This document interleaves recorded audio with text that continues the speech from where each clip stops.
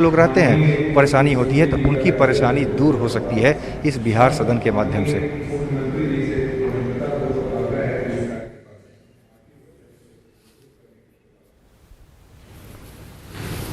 Video conferencing के माध्यम से भवन निर्माण विभाग एवं बिहार राज्य भवन निर्माण निगम की विभिन्न योजनाओं के शिलान्यास और उद्घाटन कार्यक्रम में उपस्थित माननीय उप मुख्यमंत्री श्री तारकिशोर प्रसाद जी, माननीय उप मुख्यमंत्री श्रीमती रेणु देवी जी, इस कार्यक्रम की अध्यक्षता कर रहे माननीय मंत्री भवन निर्माण विभाग श्री अशोक चौधरी जी,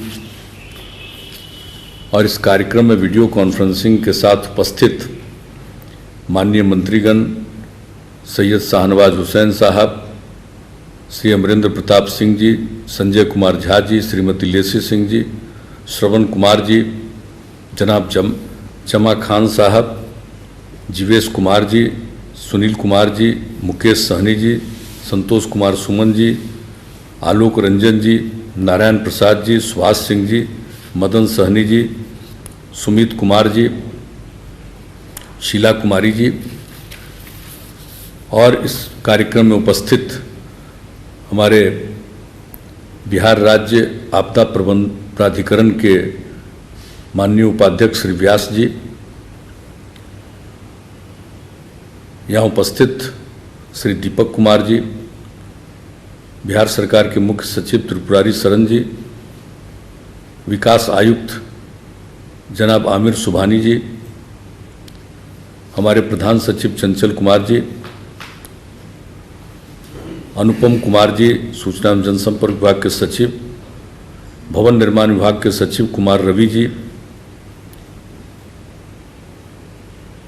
मुख्यमंत्री के ओएसडी श्री गोपाल सिंह जी, अन्य सभी हमारे अधिकारीगण, और दिल्ली में जो वीडियो कॉन्फ्रेंसिंग से आज जो उद्घाटन हुआ है बिहार सदन का, तो उस कार्यक्रम में उपस्थित सभी लोग और हम लोगों की स्थानिक आयुक्त श्रीमती पलका सहनी जी और अन्य अधिकारीगण, अन्य सभी हमारे कर्मचारीगण, और वीडियो कॉन्फ्रेंसिंग के माध्यम से जुड़े हुए विभिन्न विभागों के सभी अन्य अधिकारीगण, अब सभी अभियंतागण, सारे लोगों को मैं, और इस इंटरनेट के माध्यम से सभी जुड़े हुए प्रिंट एवं इलेक्ट्रॉनिक मीडिया के प्रतिनिधिगण, कार्यक्रम में उपस्थित बहनों एवं भाइयों, मैं सभी लोगों का जो इस कार्यक्रम वीडियो कॉन्फ्रेंसिंग से उपस्थित हैं उनका मैं अभिनंदन करता हूं, और सबसे पहले मैं भवन निर्माण विभाग को विशेष तौर पर बधाई देता हूं, और जो भवन निर्माण मंत्री हैं अशोक चौधरी जी, और उसके पूर्व जो भवन निर्माण विभाग के सचिव हैं कुमार रवि जी, इन्होंने आज जिन योजनाओं का उद्घाटन और शिलान्यास हो रहा है उसकी कुछ हद तक चर्चा कर दी है, विभिन्न विभागों से संबंधित योजनाओं का। और भवन निर्माण विभाग तो सरकार के सभी प्रकार की योजनाओं का सिर्फ अब उनसे अलग हो गया है। शिक्षा विभाग और पुलिस, स्वास्थ्य विभाग और पुलिस का जो काम होता है वो, बाकी सारा काम तो भवन निर्माण विभाग को करना ही है, और वो विभिन्न विभागों की योजनाओं का काम करते रहते हैं। और खुशी की बात है कि आज जो आप लोगों ने बताया है कि 1411 करोड़ रुपए की कुल 169 क्रियान्वित योजनाओं का उद्घाटन हो रहा है, और 22 विभागों के अंतर्गत ये कुल मिला करके है, और कुल 73 योजनाओं का जो शिलान्यास हो रहा है उसके लिए कुल राशि है 725 करोड़ 22 लाख रुपए, तो उसका शिलान्यास भी हो रहा है। और अब जो भवन निर्माण विभाग के माध्यम से जो काम हो रहा है, और भवन निर्माण विभाग का जो बजट बनता है, बजट में जो प्रावधान होता है, अब आप सोच लीजिए कि कितना पहले होता था, नाम मात्र का कुछ काम होता था, और अब बड़े पैमाने पर काम होता है। और अब एक बात और हमने कह दिया है कि जिस तरह से अब निर्माण का कार्य सिर्फ नहीं करना है, इसको हमेशा मेंटेन करके रखना है, उसका देखभाल करना है। तो जैसे सड़क का हो या पुल पुलिया का हो, उसी तरह से भवनों का भी, कि सबका जब निर्माण होता है तो उसकी देखभाल होनी चाहिए, मेंटेनेंस का काम पूरा होना चाहिए। यह भी तय हो गया है, तब इस सारे काम को करना है। अब हम लोगों का मकसद सिर्फ निर्माण करना नहीं, जिस चीज़ का भी निर्माण होता है उसका मेंटेनेंस जरूर रहना चाहिए, ठीक ढंग से ध्यान जरूर देखना चाहिए। और भवनों की स्थिति तो और ख़ास है। आप सबको मालूम है कि इसके लिए बहुत ज़्यादा काम प्रारंभ कर दिया गया है। तो आज मुझे खुशी है, अनेक योजनाओं का कर रहे हैं, लेकिन जो आज जो आपने जो काम पूरा किया है, मुझे खुशी हुई है कि आज के इस काम में जो दिल्ली में जो बिहार सदन का उद्घाटन हुआ है, और आप सबको मालूम है कि हमने इसके लिए कितने दिनों पहले से सोचा। जो हम लोगों का जो भी बिहार भवन सबसे पहले बना, बिहार निवास उसके बाद बना, लेकिन अब जिस तरह से लोगों के दिल्ली जाने की इच्छा बढ़ गई है और जिस तरह से लोगों का आना जाना होता है और जितने काम की ज़रूरत है, अब इन 2 भवनों से नहीं पूरा हो रहा था। इसके बाद हम लोगों ने यही सोचा कि इसके लिए हम लोगों को सोचना चाहिए, एक और अच्छा भवन बनना चाहिए। और ये जो 2 भवन पहले से बने हैं उसके लिए भी हमने सोच लिया है कि उसका और विस्तार करना है, ताकि अलग अलग ढंग से उसका काम हो सके। तो इसके लिए काफ़ी कोशिश की गई कि साहब हमको ज़मीन उपलब्ध हो जाए ताकि हम एक नया भवन का निर्माण करें। और मैं इसके लिए धन्यवाद देना चाहता हूं कि दिल्ली में जो ज़मीन की खोज की गई, तो उस समय दिल्ली विकास प्राधिकरण के जो उपाध्यक्ष थे यूपी सिंह आईएएस, बिहार झारखंड एक था तो बिहार काडर के थे और बाद में चले गए थे झारखंड काडर के, और ये इसके उपाध्यक्ष हो गए थे। तो हमने उनसे ही संपर्क किया, बातचीत की, और वो कम ही ज़मीन उपलब्ध कराते थे। पहले तो 1 एकड़ की बात हुई, फिर हमको लगा कि 1 एकड़ से पूरा काम नहीं होगा, 2 एकड़ होना चाहिए, और अंततोगत्वा 2 एकड़ ज़मीन उपलब्ध हुई। और ये जब ज़मीन उपलब्ध हुई तो हम इसके लिए तो ज़रूर धन्यवाद देंगे दिल्ली विकास प्राधिकरण को, और उस समय जो इसके उपाध्यक्ष थे यूपी सिंह को विशेष तौर पर मैं बधाई देता हूँ कि अब ये काम हुआ। और उसके बाद जो उसके लिए जो हम लोगों ने तैयार किया कि किस तरह से भवन बनेगा, तो उस पर भी काफ़ी मेहनत हुआ और ये तय हो गया कि भाई बहुत अच्छे ढंग से होगा।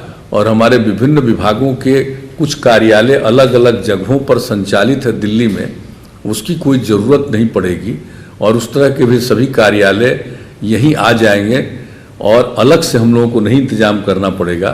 तो कई चीज़ों को सोचने के बाद ये काम हम लोगों ने किया, और उसके लिए इसका नामकरण भी हुआ कि इसका नामकरण क्या हुआ। तो हमने कहा कि भाई पहले से बिहार भवन है, बिहार निवास है, तो तीसरा नामकरण भी हमने उसी समय कर दिया कि इसका नामकरण होगा बिहार सदन।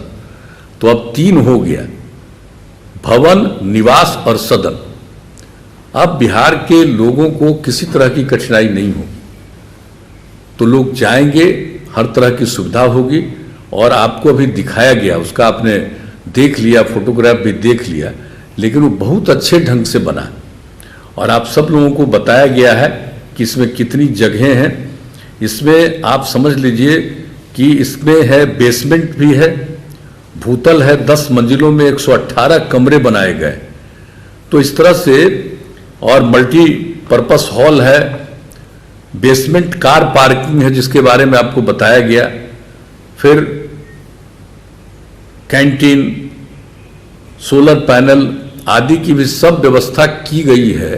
तो लोग जाकर के इसमें रहेंगे और बहुत अच्छे ढंग से इसका निर्माण किया गया है, और इसको मेंटेन भी ठीक ढंग से किया जाएगा। लोग आएंगे, रहेंगे, और बाहर भी उसका जो इंतजाम कर दिया गया है पर्यावरण के दृष्टिकोण से, ताकि उसमें भी लोग घूम सकेंगे, देख सकेंगे। तो हर प्रकार से लोगों को सुविधा होगी। कोई जाएगा, वहाँ रहेगा, और कोई अगर टहलना चाहेगा तो उन जगहों पर वो घूम करके इसका भी आनंद लेंगे। तब वो बिहार सदन बना। हालांकि थोड़ा विलंब हो गया, हम तो इसका टारगेट रखे थे थोड़ा और पहले का, लेकिन इस बीच में पिछले साल से ही जो शुरू हो गया कोरोना का दौर, तो कुछ समय तो सारा काम स्थगित हो गया था। अब उसके बाद फिर काम प्रारंभ हुआ, तो बहुत सारा काम ये लोग कर रहे थे, लेकिन कोरोना के दौर में सारे काम को रोक दिया गया। और उसके बाद जब फिर इसकी शुरुआत हो गई, तो इसका शुरुआत हुआ और हमने कहा कि भाई सिर्फ बिल्डिंग नहीं बनना, बिल्डिंग में एक एक चीज जो जरूरत है, एक एक चीज पूरे तौर पर हो जाना चाहिए तैयार, और सब चीज तैयार हो जाए तभी उसका विधिवत उद्घाटन होना चाहिए।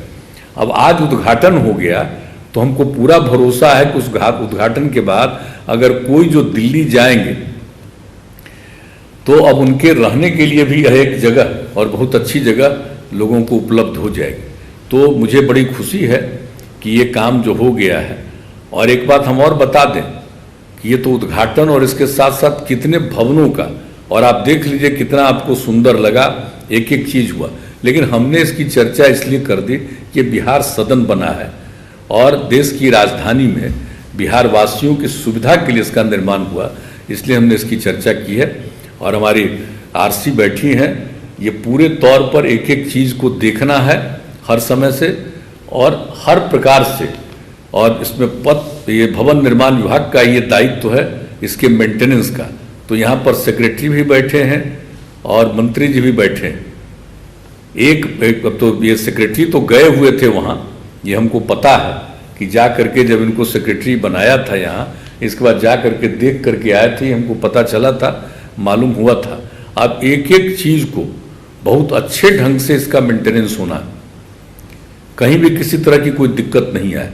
और इसको इसका मेंटेनेंस करने के लिए जिस की भी आवश्यकता है, उसके लिए कुछ खास लोगों को भी आपको और लेना है, तो उसको ले करके और स्थायी तौर पर करिए।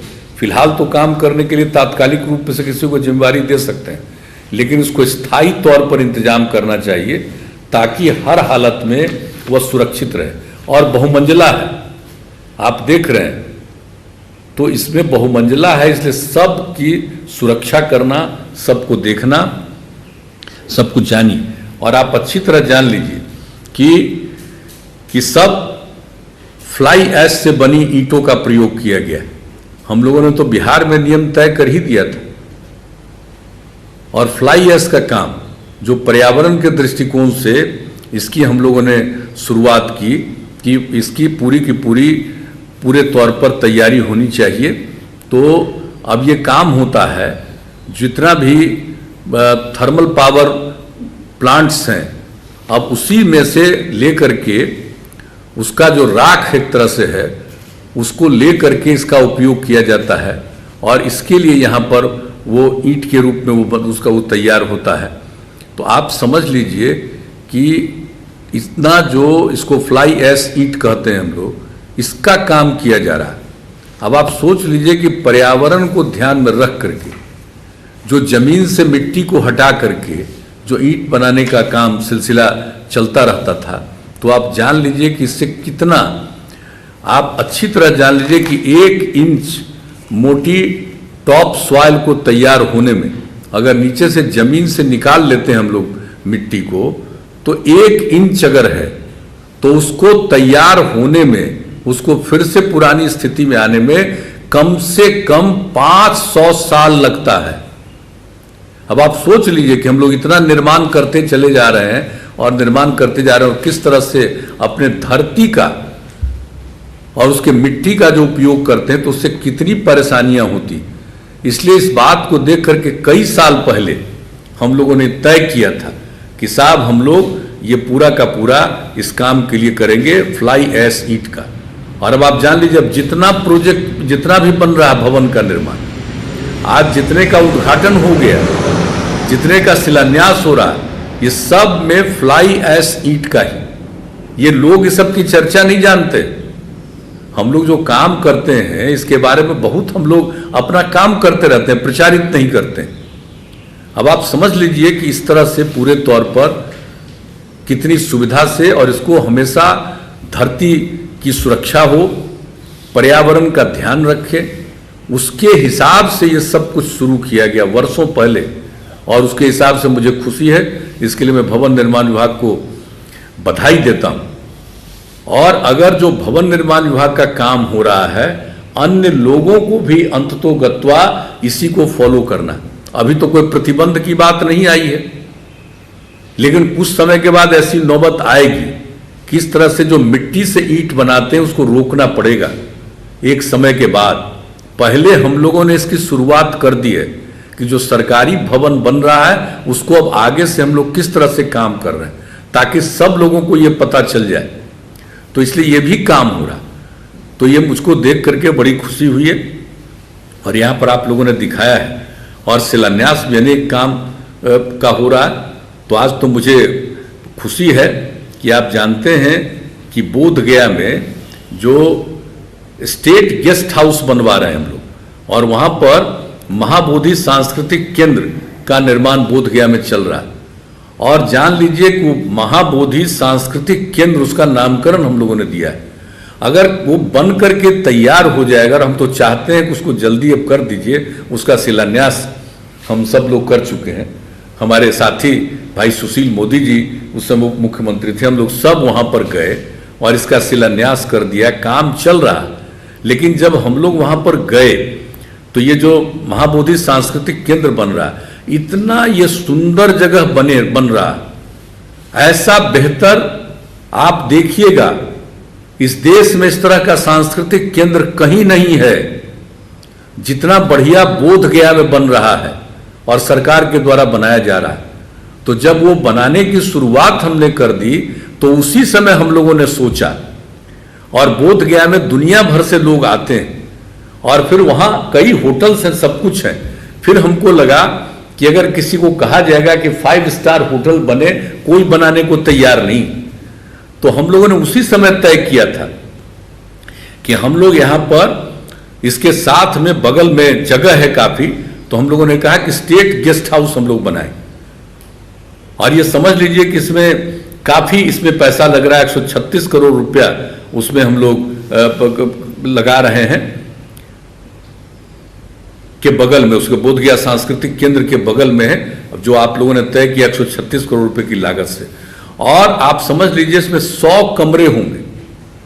अब कितने लोग आएंगे बाहर से, कितना अच्छा महसूस होगा। हम लोग तो बिल्डिंग बना देंगे, और जब बन जाएगा तब देखेंगे कि कोई 5 स्टार होटल वाले इसमें काम करने के लिए अगर ले तो हम लोग उसको उपलब्ध कराएंगे, ताकि खूब अच्छे ढंग से बोध गया में एक बहुत अच्छा 5 स्टार होटल के नुमा काम रह सके, लोगों को सुविधा होगी।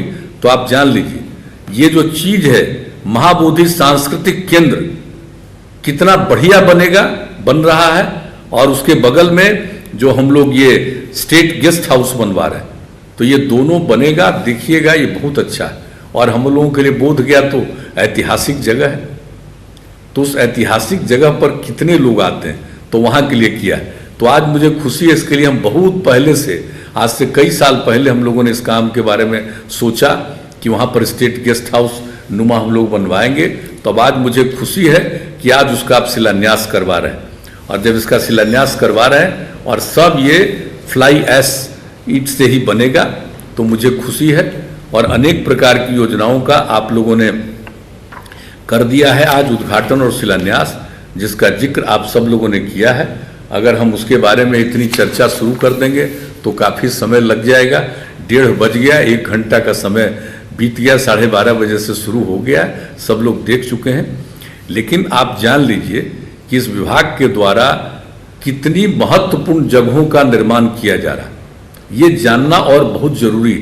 हमने तो 2 जगह की चर्चा कर दी, एक जो उद्घाटन हुआ और एक का जो शिलान्यास है, और उसके साथ जो काम हो रहा है बहुत ही ऐतिहासिक और महत्वपूर्ण है। और इसके साथ साथ कितने इंस्टीट्यूशंस का निर्माण किया जा रहा है, डिफरेंट डिपार्टमेंट्स के सब चीज़ों का निर्माण किया जा रहा है, वो सब तो उसके बारे में आप लोगों ने बना ही दिया है। और एक एक चीज़ जान लीजिए कि अब इसके द्वारा कितना बड़ा बड़ा काम किया जा रहा है। बुद्ध सम्यक दर्शन संग्रहालय आप जान रहे हैं, वैशाली में उसका निर्माण हो रहा है। और जब बुद्ध सम्यक दर्शन संग्रहालय बन जाएगा तो जो टूरिस्ट आएंगे वो सिर्फ बोध गया तक नहीं रहेंगे, बल्कि निश्चित रूप से कुछ लोग तो राजगीर भी चले जाते हैं, लेकिन निश्चित रूप से ये ऐसा बुद्ध सम्यक दर्शन संग्रहालय बनेगा कि जो बोध गया जाएगा बुद्धिस्ट जो दुनिया भर से आते हैं या अन्य लोगों की भी रुचि जहाँ होगी तो निश्चित रूप से वो वहाँ पहुँचेंगे। इसी तरह से आप जानते हैं कि यहाँ पर हम लोगों ने साइंस सिटी का निर्माण किया।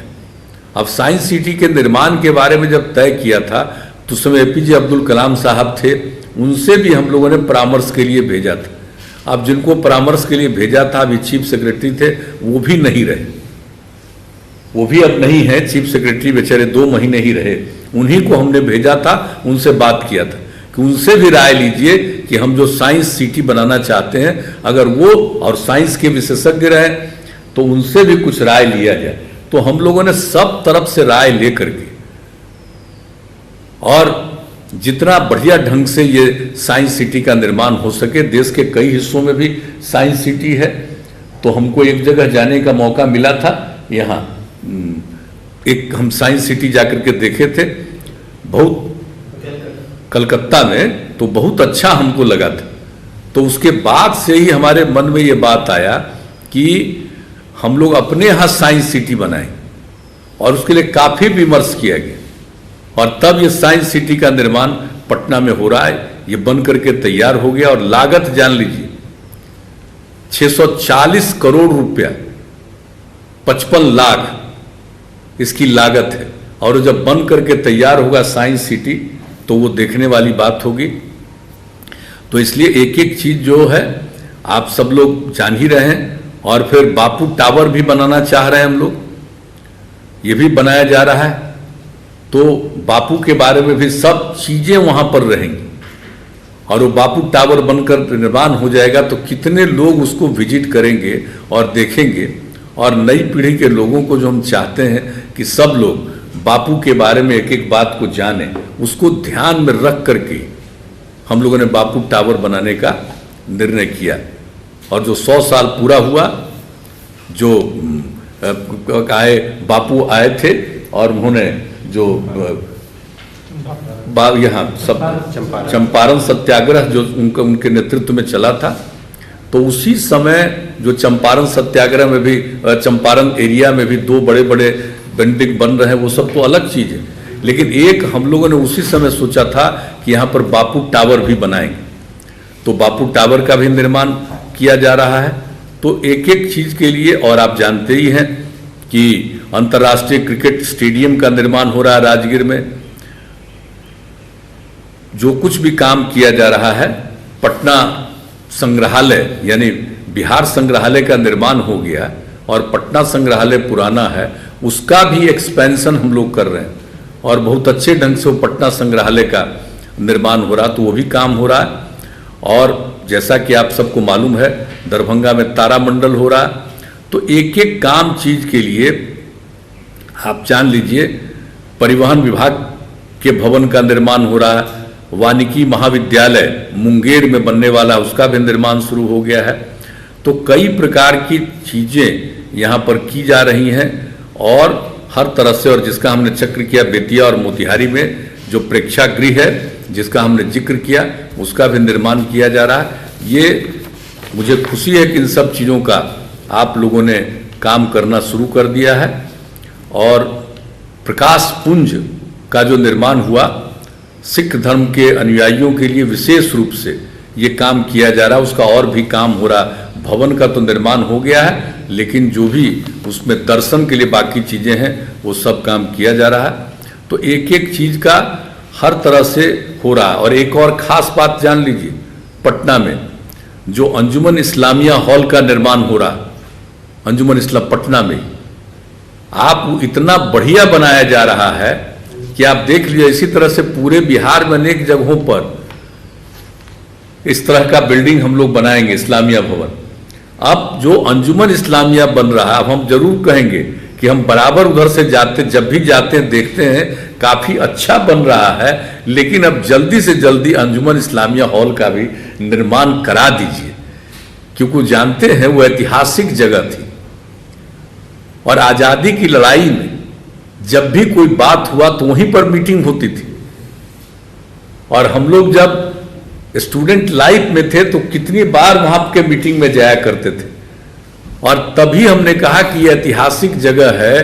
तब हमने सोचा कि इसमें एक अंजुमन इस्लामिया हॉल बहुत अच्छे ढंग से बनाएंगे, उसका निर्माण कार्य हो रहा है। हम आप लोगों से आग्रह करेंगे कि जरा जल्दी उसका निर्माण कार्य पूरा कर दीजिए, उसमें लोगों को काफ़ी सहूलियत होगी और काफ़ी अच्छा रहेगा। इसलिए अनेक प्रकार की चीज़ों का निर्माण आप कर रहे हैं और कई चीज़ों का शिलान्यास आज किया है, तो मुझे खुशी है और सबका एक बहुत अच्छे ढंग से निर्माण हो। और मैं पुनः दोहरा कर एक बात कहूँगा कि निर्माण तो करना ही है, ससमय ठीक ढंग से निर्माण का कार्य पूरा हो, लेकिन उसके मेंटेनेंस का काम हमेशा होना चाहिए।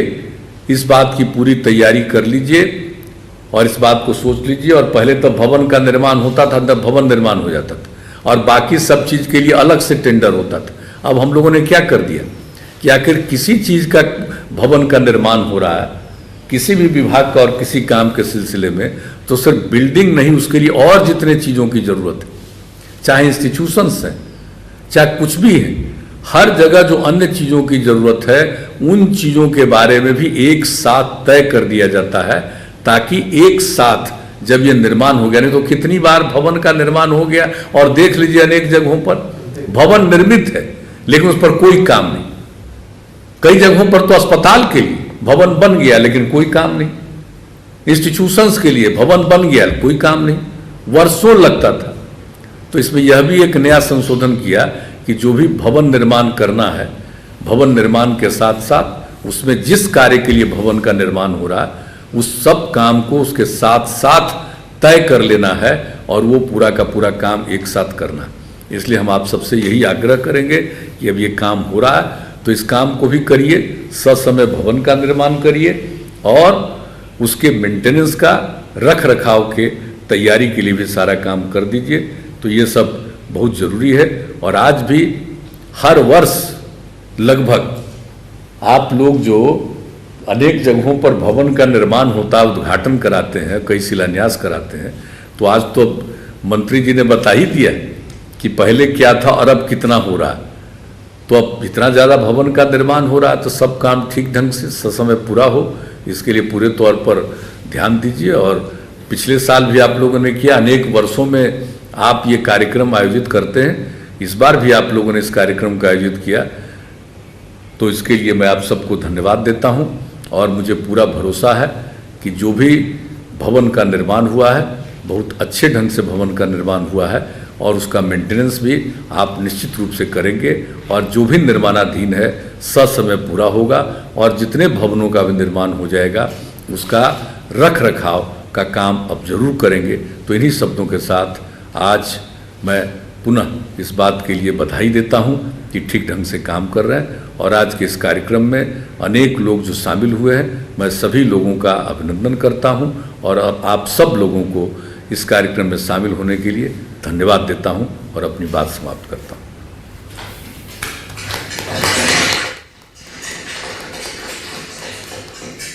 माननीय मुख्यमंत्री जी का हृदय से बहुत बहुत आभार।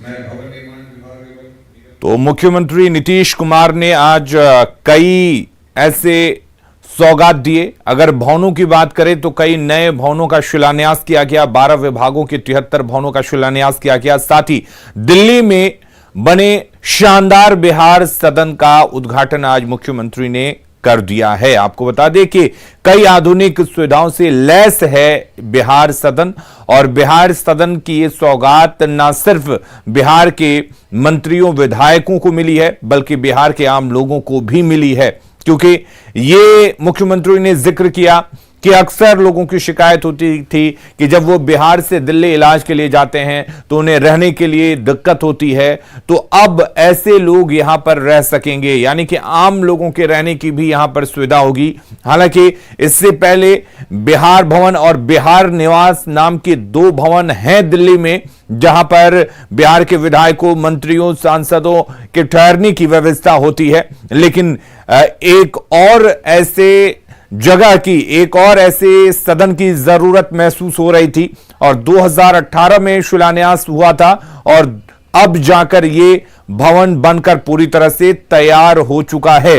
इसमें करीब करीब सभी विभागों के दफ्तर बनाए गए हैं, सभी मंत्रियों के बैठने के लिए जगह होगी, ताकि अगर मंत्री दिल्ली जाते हैं किसी काम से तो यहां पर अपने विभाग से जो ताल्लुक रखने वाले काम है उनको जारी रख सकेंगे। इसके साथ ही आपको हम दिखा रहे हैं कि बिहार सदन क्यों खास है। इसमें 2 वीवीआईपी सूट्स बनाए गए हैं, जो एक मुख्यमंत्री के लिए होगा जबकि दूसरा राज्यपाल के लिए होगा। और इसके साथ ही आपको बता दें कि इसमें आम लोगों के लिए भी कमरे बनाए गए हैं। 8 वीआईपी सूट्स बनाए गए हैं। 118 कमरे हैं, जिनमें से 89 डबल बेड के कमरे हैं और इसके साथ ही 19 सिंगल बेडरूम है। 8 वीआईपी सूट्स बनाए गए हैं, 2 वीवीआईपी सूट्स बनाए गए हैं, एक राज्यपाल के लिए और एक मुख्यमंत्री के लिए।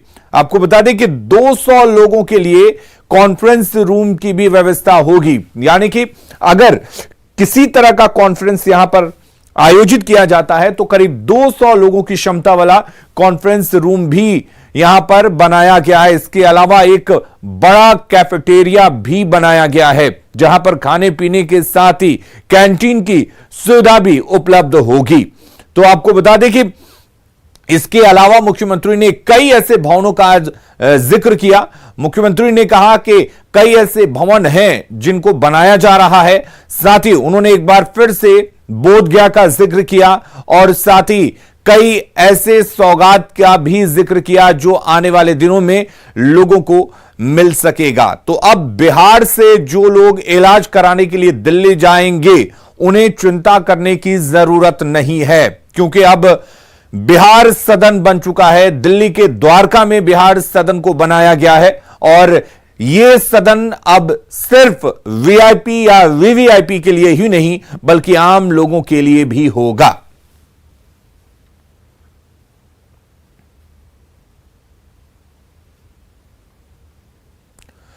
और चलिए अब झारखंड की खबरों का रुख करते हैं और